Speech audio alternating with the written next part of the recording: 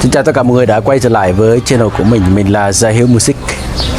Và các bạn có thể thấy là trong nhà mình giờ hiện tại thì cây chum ruột ra quả rất là nhiều và nó rụng, nên là mình tiếc quá, nên là hiện tại mình sẽ giá chum ruột ăn.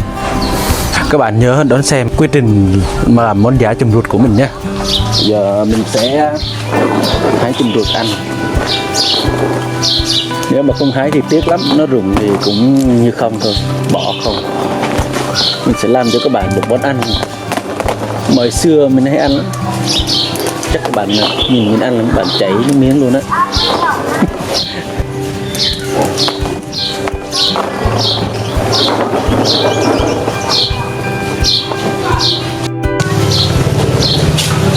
Nhà mình chẳng có gì ngoài chum ruột các bạn,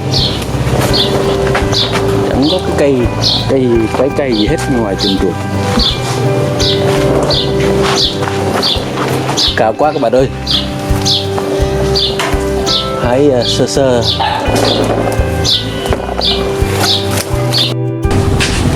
Ở đây mình có đường, muối, bột ngọt, vài quả ớt và nguyên liệu chính của chúng ta đó chính là chum ruột. Chum ruột này chín nha các bạn, ăn rất là ngọt.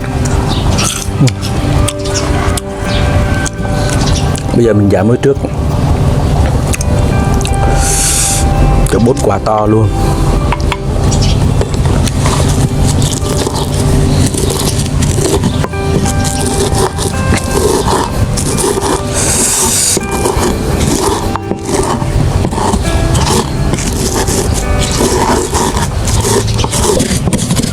Các bạn đã từng ăn món này chưa? Chắc 99% các bạn đã ăn rồi. Hỏi vui vậy thôi, nhưng mà chắc là không ngon bằng mình làm đây đâu nhỉ.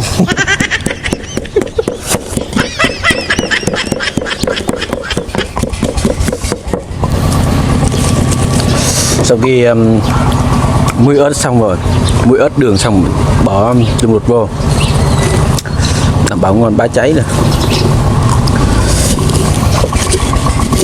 Ăn một lần là nghiền các bạn ơi.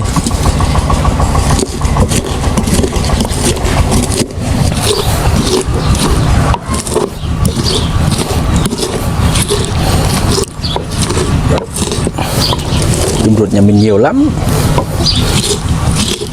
mà có ai ăn đâu, cứ để cho nó rơi rụng mà thôi.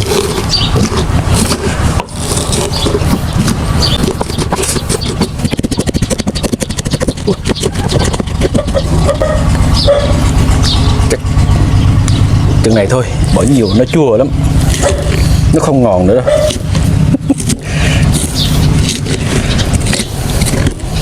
Một mình thôi ăn mà có ai ăn nữa đâu. Cái này là đủ rồi, đủ đi Tào Tháo được.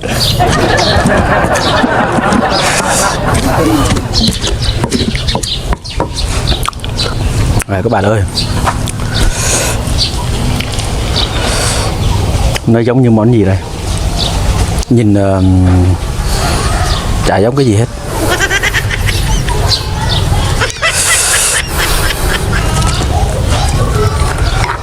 Và công đoạn cuối cùng là ta cho muỗng vô và thưởng thức thôi. Rất là ngon đấy. Bạn ơi, bây giờ mình sẽ ăn cái món mình vừa làm lúc nãy.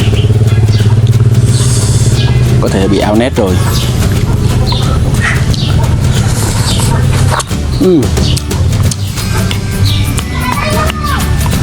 Ngon lắm.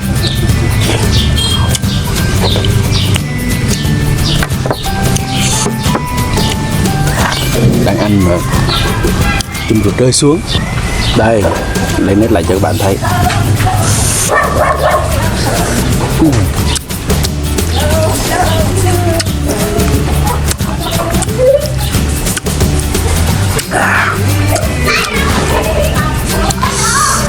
ớt 4 quả mà chừng ruột chút xíu,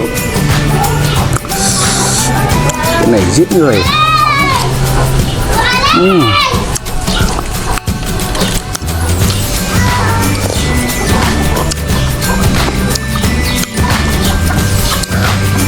Nước nó ngon lắm các bạn ơi, nước chua chua ngọt ngọt, mặn mặn.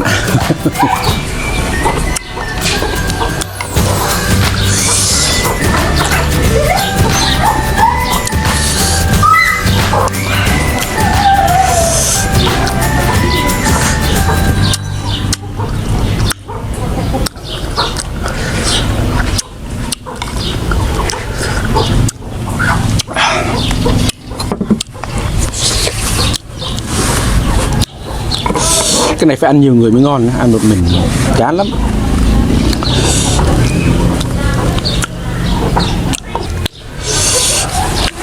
Cảm ơn các bạn đã theo dõi video nha. Nếu các bạn nhà có châm ruột thì các bạn cứ làm như mình đi, ăn rất là ngon. Châm ruột thượng hạng. Xin chào các bạn nha.